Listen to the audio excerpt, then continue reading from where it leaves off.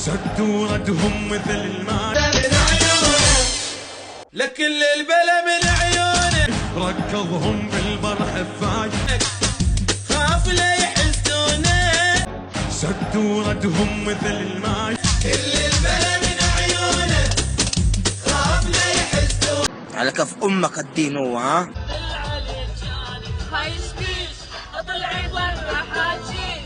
سدوا ردهم مثل الماء. لا حكاف تعبت كلش تعبت بعد ما اتحمل.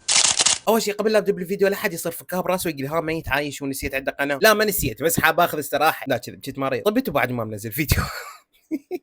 بس جاي انزل فيديو جاني تمرض هواي، يعني اللي ما يعرفني خليه يروح للانستا، يعني انه انا مريض ما نزل.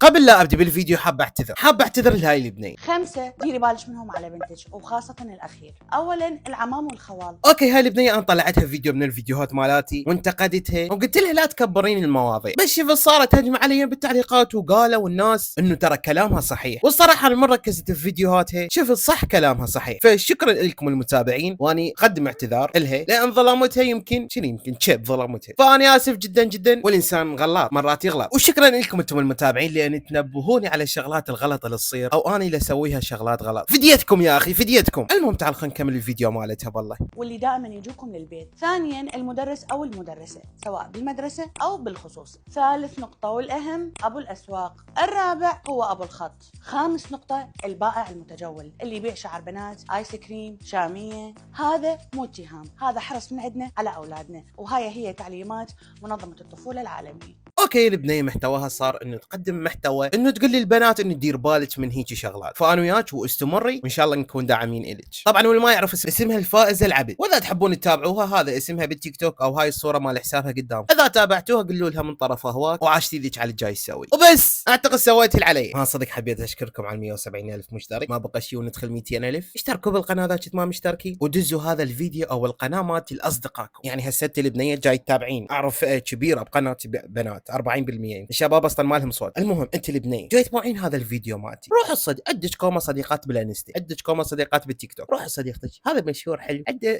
محتوى كوميدي ينتقد يحكي قصص. على طار القصص راح اكو قصه بدايه الفيديو، خليكم متابعين الفيديو من البدايه للنهايه. اي قاعد هذا مشهور حلو يضحك يحكي قصص ينصح ما ينصح، وخلي تشوف قناتي يا اخي، اقترحي لها قناتي يمكن يعجبها وتجي لنا مشترك بفضلك. المهم ما اوصيكم انتم البنات، اعرفكم ما تخيبون املي بيكم، اي لاف يو كثير يلا. المهم تعالوا جماعه التيك توك شو مسوين ما مسوين بهاي الغطه اللي انا غطيتها. ما هذا نريده ولا ذاك نريده، نريد من عندنا نريده، هذا المنه وبينا فاريو ابو جنة. لحظه اخر فتره متعاركين انت وابو جنه وهو يغلط عليك وانت تقولين يا ابو جنه ابو جنه ما ادري شو رجعتوا؟ ايش هالعلاقه التوكسيك اللي بينك وبين ابو جنه؟ والمشاهير كلهن انها عقودهن ابو جنه شو رجعهن؟ ريد تو ما ادري منو، يمكن المبيعات نزلت فرجعهن. امي تسود كلها تحسب وما امي تسوى الدنيا كلها وما تنحسب. بعد الفخر اللي بعين مورجوان تحس هيك دكتوره قبالها. صدق خلينا نشوف ثامر اخو الاماره جاي اسوي لك.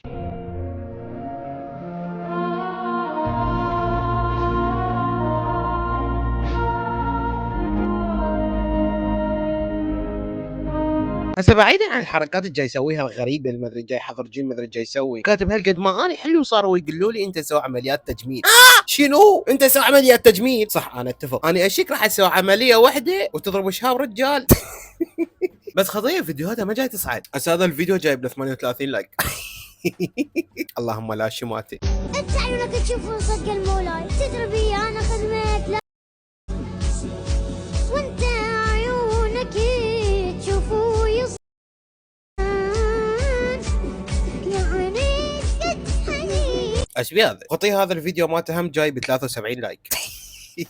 لازم نسوي لك شيء جديد على مود تصعد، الناس ما جاي تتقبلك، يعني معقول الناس تباوله بس على مود يسوي واه. طيب احسن حاضري نفسك لان يوم انا راح اخذك عند الشيخ وراح نطلق انا وياك طلاق رسمي وعلى الاوراق وقدام الشيخ وبحضور الشيخ، لان خلص العيشه وياك صايره ما تنحمل، يوم واحد صاير ما اطيق العيشه وياك، كافي صار لازم نطلق انا وياك، فاليوم احضري مو تشردين. اوكي زين، هذا الفيديو جاب 900 لايك بعد ما اجيبها بقناتي، شي ما يجيب مشاهدات هذا. ولحظه، انتم مش وقت تزوجتوا على ما تطلقون، لا بالاوراق. طيب حسن انت طالق طالق طالق طالق طالق بس، لا تقولي لي ليش. مو افتهمنا نبا شلون اثنين؟ طيبه حسن، والله وقف خلينا نشوفها جاي تنشر طيبه حسن.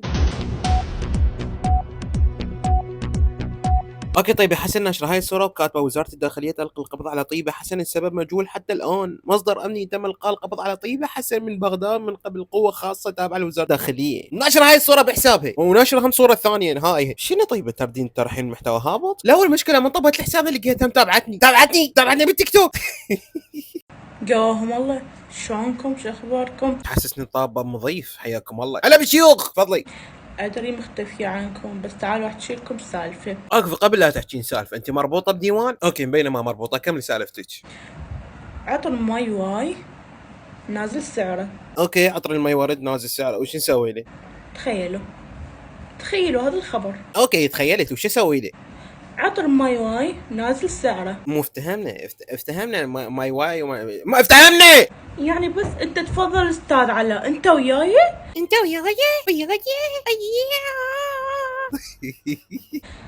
وياي استاذ علاء. شنو انت وياي استاذ علاء لو لا انت وياي؟ كافي. عبالي جايه بسالفه ما ادري شنو، حياكم الله وما ادري، طلعت عطر ماي ورد ما ادري شو اسمه نازل سعره، وش اسوي له؟ خلي ينزل.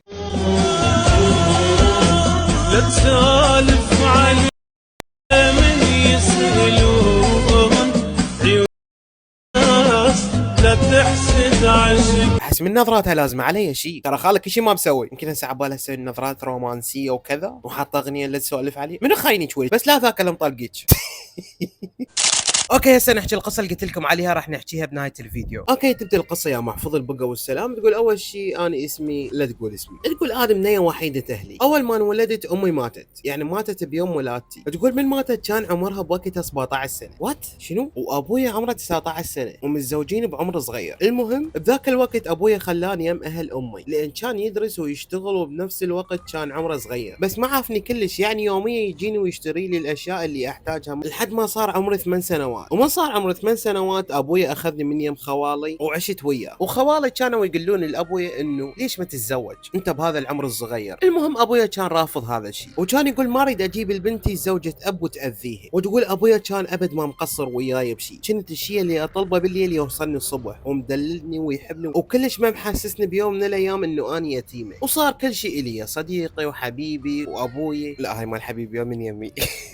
لا تطلع من القصه، لا تضيف بهارات من يمك، حذروني جاي انزل بروحي. فتقول انا كنت كلش متعلقه بيه. المهم بتاريخ 2024 بشهر السادس يوم 17 المغرب اجاني خبر ابويا مسوي حادث، وقالوا لي ما بي شيء وباكر يطلع، وما خلوني اروح للمستشفى، يعني حادث بسيط مثل اي كذبه. وهنا أنا ما خلوني اروح للمستشفى. في يوم 2024 بشهر السادس يوم 28 يعني ورا يوم الساعه 5 الصبح سمعت صريخ وبكي عند بيت عمي ويصيحون باسم ابويا. وبوقتها وما عرفت شلون امشي ورجلي ماتن، وعرفت بهذا الوقت ابويا صار له شيء. وصدق ابويا مات، صديقي واخويا مات، واللي ما عندي غيره مات. وتقول عافني بهالدنيا وحدي وما صدقت، بقيت افز يوميا على امل يطلع حلم. وابويا حبيبي اللي عوضني عن كل شيء راح وعافني يم ناس ما يرحمون، وعشت يم عمامي وما خلوني اداوم جامعه، وحرموني من خوالي وشفت الويل. تقول كلش تعبت نفسيتي من كل اللي صار وياي. اليوم بعد سنتين من وفاه ابويا انا شويه قدرت اتخطى اللي صار، وجبرت نفسي اقوم اشجع نفسي على مود ابويا. وابويا تعب علي وهوايه، ما اريد اضيع تعبه، اريد ارفع راسي حتى وهو ميت. طبعا حاليا عمامي شويه صاروا زينين وياي وخلوني اروح الخوالي، وما نسيت ابويا، واتمنى لو موجود هو وامي وعندي اخوان ونعيش حياه طبيعيه. فتقول نصيحتي للي جاي تسمع قصتي، اذا امك وابوك موجودين يوميا صلوا واسجد سجده شكر لان موجودين وياك وعندك اخوان وعائله. تقول جاي احاول اتقبل واكمل حياتي، ما لحقت اصير بنيه بارة لاهلي وهم موجودين، بس جاي اصلي اصلي واقرا قران يوميا الهم، وابويا ما اعرف شلون اجازيه، بس جاي اسوي اللي اقدر عليه انه اصلي وامشي على الطريق الصح. وهاي هي حكيت هواي، اعتذر منكم وشكرا لك لان راح تنشر هاي القصه. اوكي، ثنيه بعمر صغير فاقده الاب والام، والله عم الله يساعدك، قصه شويه تضوج. المهم اتمنى اللي جاي يسمعون هاي القصه انه انتم تاخذون هاي النصيحه، انه دير بالكم على اهلكم. هو جاي تجيني بنات انه اني اهلي مأذيني، اهلي هيجي. طبعا لو ما انت غلط وتعاندين ولسانك طويل ما يأذوك بتصرفهم، بس كلها صوت منك العنوديه يم لسانه طويل. لسان دلاله، لسانها لسان دلاله وتريد اهلها يحترموها، شلون ما ادري. تبسز روح بوسيهم يلا، شلون الناس ما تستحي. بس واحد جاي باع الفيديو ايش دخلني ايش علي. المهم بعد بنهاية كل فيديو احكي لكم قصة، واللي يريد يحكي له قصة الانستغرام موجود هذا قدامكم، كتبوا اليوزر وضيفوني ودزوا لي القصة مالتكم، او راسلوني او تردون شيء، او بس تتابعوني انشر هناك ستوريات. وبس لهنا خلص الفيديو، احبكم هواي هواي واشوفكم في فيديو جاي. سيو. صدق انت مشترك بقناتي لو لا؟